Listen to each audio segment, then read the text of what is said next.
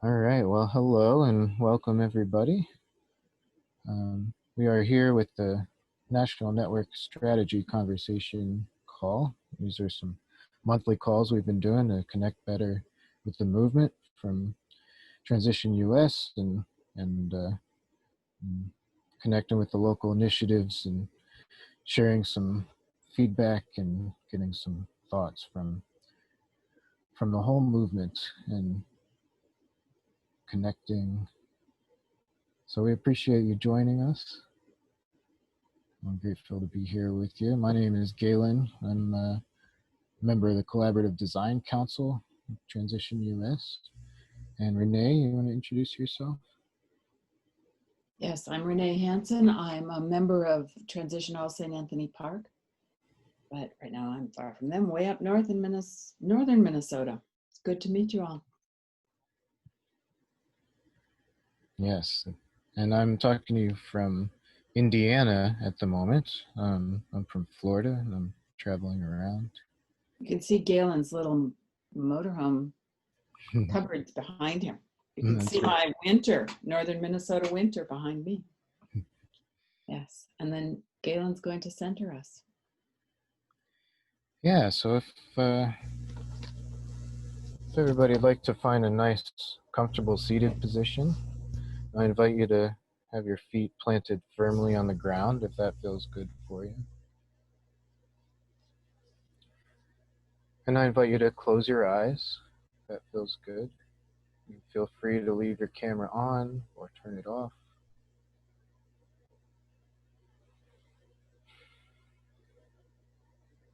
And just allow yourself to connect with the present moment here.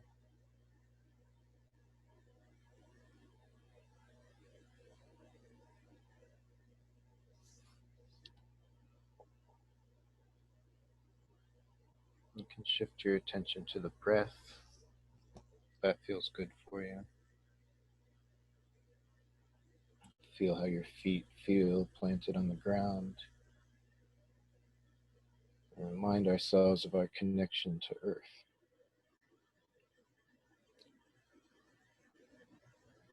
I like to remind myself that I am Earth. And this is what it feels like to be a piece of Earth.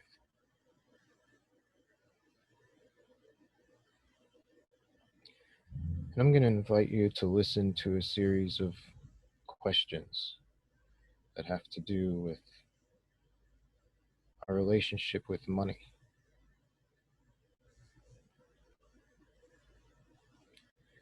We're not going to have time to engage with these questions or share, but just opening the space here, I just want to point to these questions and invite you to allow them to wash over you. And we'll just spend a minute in silence afterwards. So questions around, what is my relationship like with money? How does it feel to make money?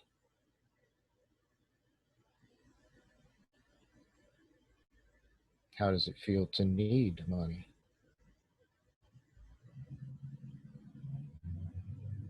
How does it feel to share money?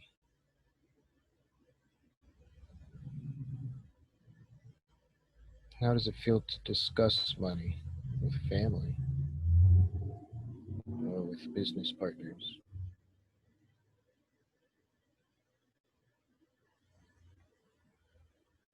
How does it feel, or how might it feel, to live in and participate in a money system that you perceive as unfair or ineffective or harmful?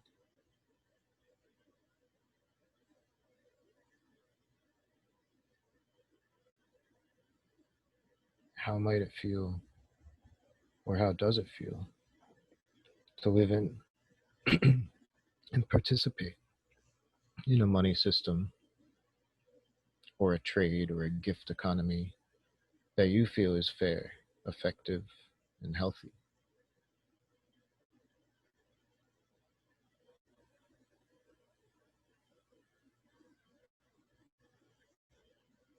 Can I feel good about making steps from what is towards what if.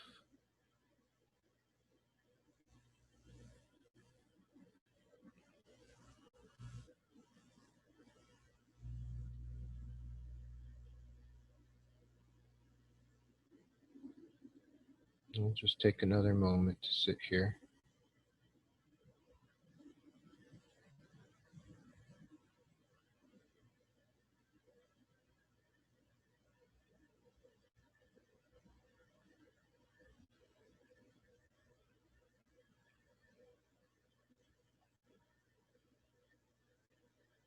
And as you're ready, you can reconnect with the awareness of your breath.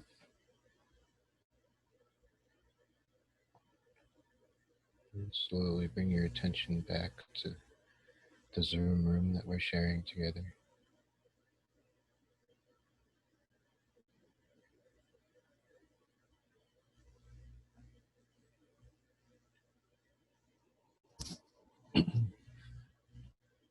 Well, thank you for taking that time with us. I'm going to introduce the topic a little bit. So we're talking about resourcing our movement today. And the discussion will explore strategies for resourcing transition at all levels, from creating resilient livelihoods and economy businesses to creatively funding local and national transition groups. And we'll share some documents for more background. There's the strategic planning input paper. We've received some input from all over the movement, and Marissa and others have helped compile it into some documents, which I'll put a link to that in the chat. And then another document, 25 enterprises that build resilience, is also put together by Marissa. And I really encourage people to check those out. There's a lot of really good material in there. And I'd like to have a little bit of time to share what people's experiences are in their initiatives, and we're going to have some breakout groups to dive deeper into that. But I'd like to hand it off to Marissa, if you could share a little bit about some who's who with the transition initiatives, and maybe we'll have just a little bit of time, probably just about a minute each, for people to share a little bit about what they're up to. Sure. Thank you, Galen.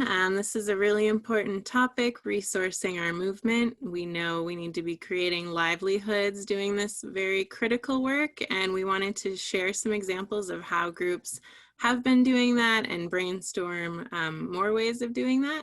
So I'm just going to give a quick overview of some of the ways that I know that local groups are funding themselves and creating livelihoods for this work. And we hope to hear more examples during tonight's call.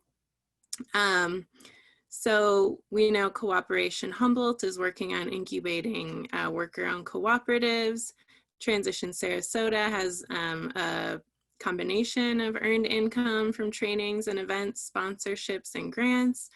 Transition Town Media receives donations from its free store as well as other revenue streams. Transition All St. Anthony's Park is doing some great work around local investing, as are some of the other transition initiatives. We've heard Transition Berkeley has started receiving grants.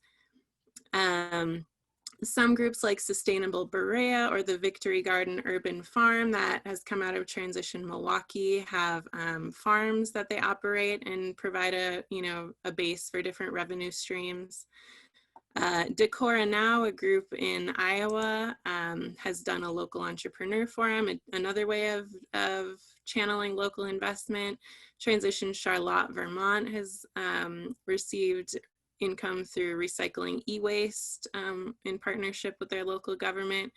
I think we might get to hear a little bit about Mass Energize and their vision as well from Kat.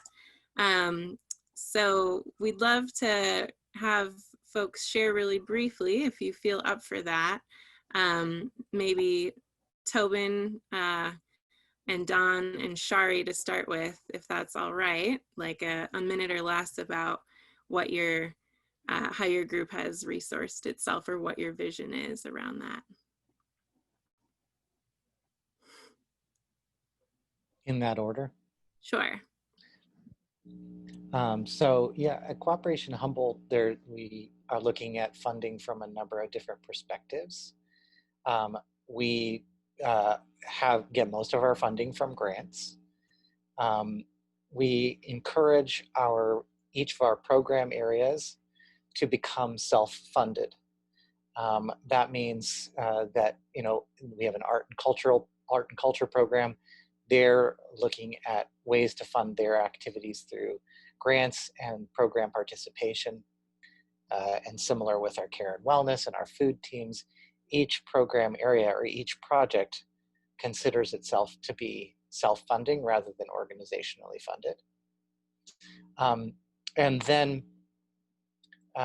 we also have a broader funding strategy that involves larger scale organizational grants and a relationship with Full Spectrum Capital, which is an impact capital investment organization that focuses on cooperative economic development and has worked on large scale projects in quite a few different places. And so we're building a multi-organizational collaborative to bring venture capital into our programs, as well as encourage local people of wealth to divest from investments that are outside the area and instead invest in projects like eco-villages and community gardens and things like that. And the last piece that Marissa mentioned was that all of our projects are intended to move themselves toward becoming worker-owned cooperatives. So if it's a project that's successful and it can identify a revenue stream and build those relationships, then that it moves to become a worker-owned cooperative. And in addition to that, we have a cooperative incubating program that helps local businesses develop worker-owned cooperatives with the intention of creating a local closed supply chain. So for example, a bakery is becoming a worker-owned cooperative and their grain source, we would like them to become a worker-owned cooperative. So that relationship is established there. So I think that's a description of our various funding strategies.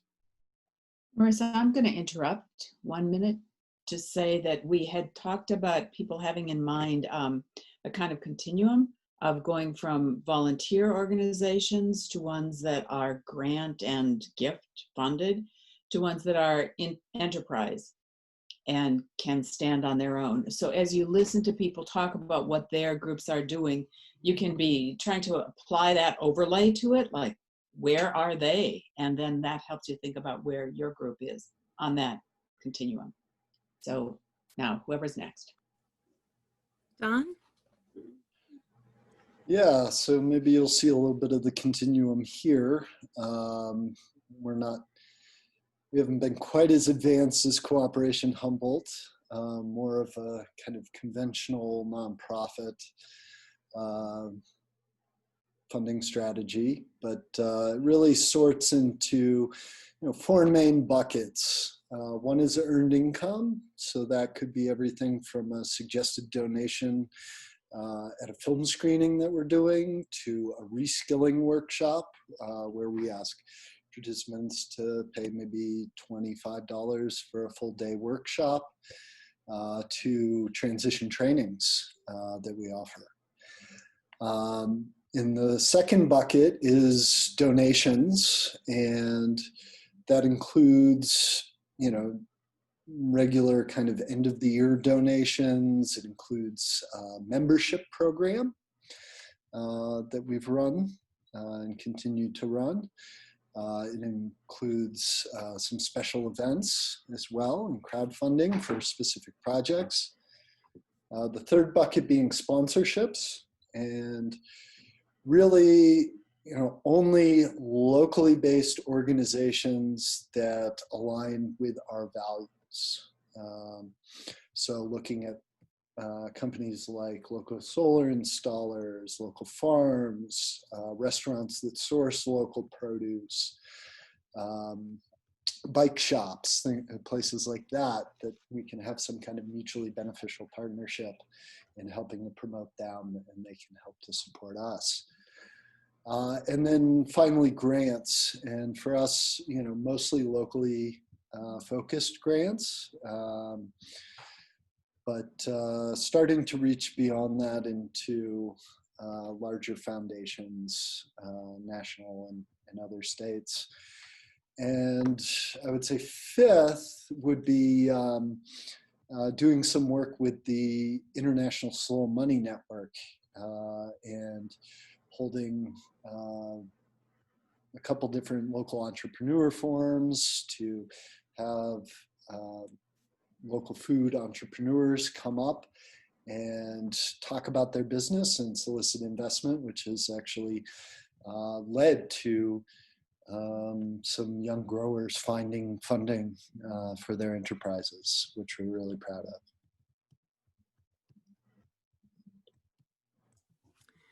Thank you, Don. And Shari, do you have anything you want to add on this? And I also want to make space for Renee to talk briefly about the local investing work that All St. Anthony's Park is doing.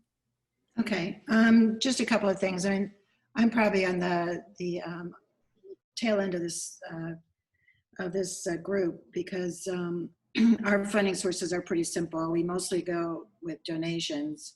We started out just getting donations from our events. We have like monthly events, potlucks and whatever.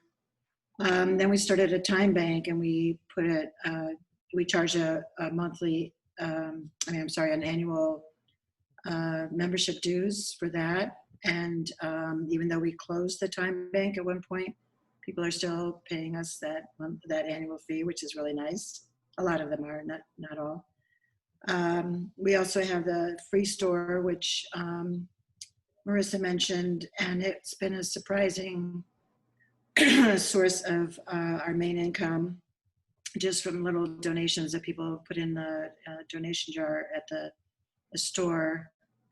Although we also have a monthly donation group of about 15 people who contribute monthly just for the free store. We get a grant. We get one grant from the borough, media borough that we belong to, and I guess the only other thing is we have a couple of members who work for larger corporations, and they have an employee matching fund, and it's one of them is Vanguard, the other is Exelon, and it's always a treat to get a check from Exelon. I think it's just so hysterical. Anyway, so that's pretty much our funding. That's and we have a couple of fundraiser events every now and then, but nothing really major. That's it.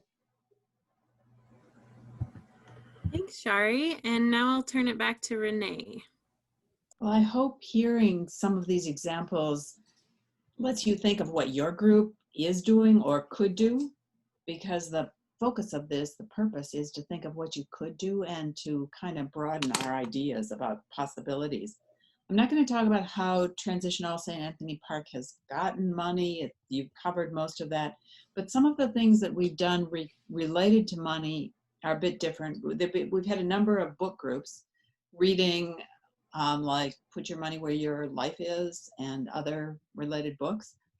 And we have a Transition Your Money group that has been meeting for years, helping people get their money out of destructive things and put them into regenerative things. Out of that, we began a group called Local Dough that is an investment club. We've got 26 members now. They're not all part of Transition, but they know they're connected to Transition. And we are investing in things in broadly defined local. So those are some of the most exciting things. I think many of us were very excited about getting an investment club where we could pool our money. Each of us puts in $100 a month, and then we suddenly have a big chunk we can invest somewhere. So that's kind of cool. The next thing we were going to do is to review the comments related to resourcing our movement. I think, Marissa, do you want to share those? And then these are, as I understand, comments that came from transition folks about what we're thinking about resourcing the movement. And I think we will read them. I'm going to suggest, can you share them, Tobin and Marissa? I can share them on the screen here. Oh, that'd Okay. be great. I was Galen. Yeah. And then Galen, will you read the first one and then ask someone to read the next one? Sure, yeah.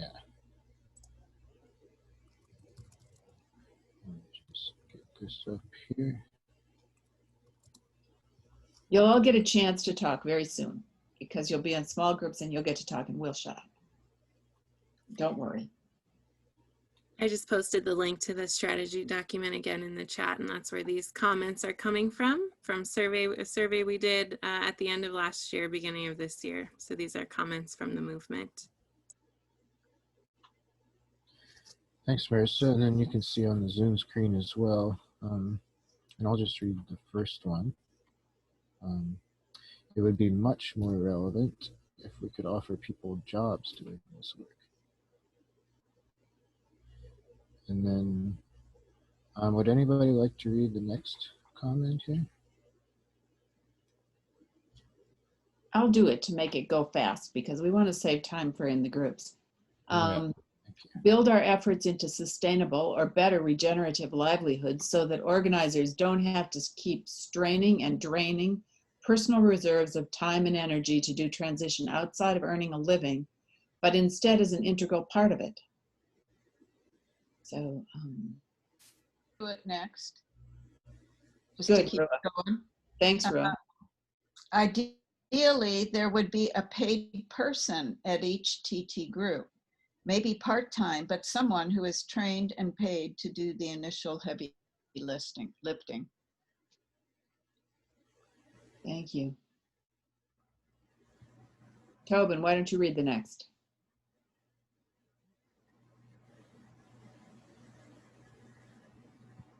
RTI has been really lucky in being able to attract and manage financial resources. It's been very helpful in giving us a sense of our own worth and continuity, as well as being able to afford to put on bigger events and projects.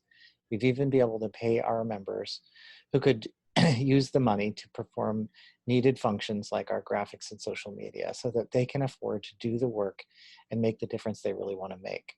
Helping TIs learn how to make money doing the work they've been doing would be a big help. I think many of them feel they ought to be doing this all for free, which is nice, but not very sustainable.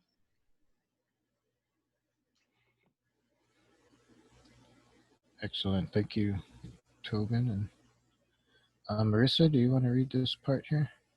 Sure. So as the REconomy project lead, I've thought a lot about how to bring more financial resources into our movement.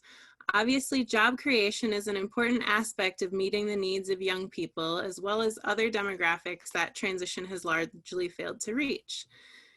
This is easier said than done, but we can start by compiling case studies of the ways local transition initiatives and aligned groups, like some of those we've mentioned tonight, as well as some of our partners, have used to be able to fund themselves. We can also consider creative strategies, crowdfunding, grants, etc., to support an internship program that would help build the capacity of local transition initiatives while providing entry-level jobs and leadership training to young people. In order to create a critical mass of resilience-building jobs, our focus will need to be on entrepreneurship rather than philanthropy, and this approach is very aligned with our existing REconomy work. One participant shared this vision for Transition US REconomy efforts, and I'm going to pass it back to Galen to share this comment, which he is the author of. Thanks, Marissa. Yeah, so we'd be creating local businesses and jobs that resonate with regenerative principles, or at least represent positive shifts in that direction. we'd be much better at helping people learn how to be entrepreneurs and generate wealth that stays in place in local communities.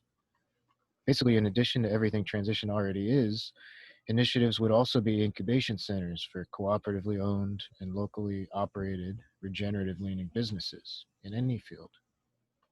And TUS or some B Corp or some other appropriate model could be cooperatively owned and managed by official initiatives.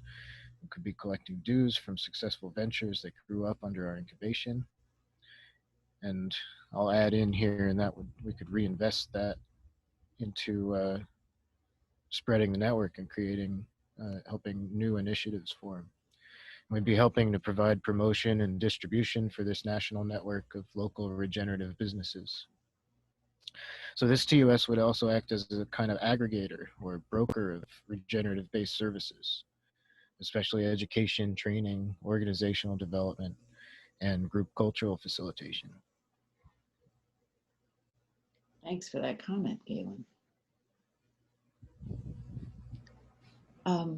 We're going to switch to breakout groups where you can discuss these things and what your group is doing. Galen, will you introduce the questions that we will be discussing? And I will write them into the chat. Absolutely. Thanks, Renee. Yeah, so in our breakout groups, we have a couple of questions, and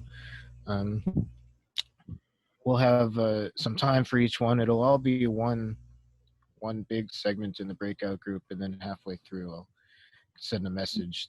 It's a good time to switch to question 2. So the breakout question 1 is, where is your transition initiative or a related group along this path, this succession path from volunteer projects to grant or donation supported projects to enterprises?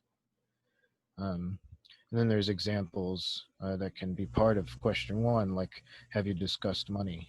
Or do you hold money collectively? Do you invest together? Or where, if at all, has funding or donations come in from? And we'll put that in the chat. It's actually there. Marissa already put it in. Wonderful. Thank you, Marissa. And breakout question 2. What specific things can be done to move further along that path? And that could be things like, what are some projects you can think of that you can imagine your group getting funding for? Maybe even turning into local enterprises? Or what are some possible collaborations you can envision that could lead to stronger projects or stronger funding sources? And we talked about this, but didn't get into the question, or more just allocation of resources. We want the justice part to be part of the discussion. Absolutely. Yeah, just and regenerative, where we're creating health by participating. Yeah, Don, I see your hand there. Yeah, I just wanted to make one comment in case this wasn't clear to everybody, that you know, this is the path that Renee and Galen are talking about, you know, is a path that one can choose to take or not. We're not saying that all transition initiatives have to go down this path. You may have great reasons for not wanting to do this. But what we're exploring tonight is really how can we expand our capacity by helping to better resource it. Yeah, thank you for that clarification, Don. Yeah, there's definitely room for all the ways of being transition, and in this call here, we're just focusing on this particular way. Another clarification that I get confused about sometimes, we can be talking about what our local groups are doing. We can also be talking about what we want the collective, the Transition US, to be doing. So you can keep both of those and anything else you want to in your mind. And we invite you, we highly encourage you to, in each breakout group, choose a note taker and a facilitator for the group. Each group is free to do so or not as they choose. And then Marissa put into the chat a Google Doc where all the note takers can go and share their notes there. And one other thing, we would like you to each group to come back with at least one good suggestion, and maybe only one, that you can share with the whole group afterwards so that we have time to hear from each group. But choose, we'd like notes on every brilliant thing you said, but bring one thing back that maybe your group feels strongest about.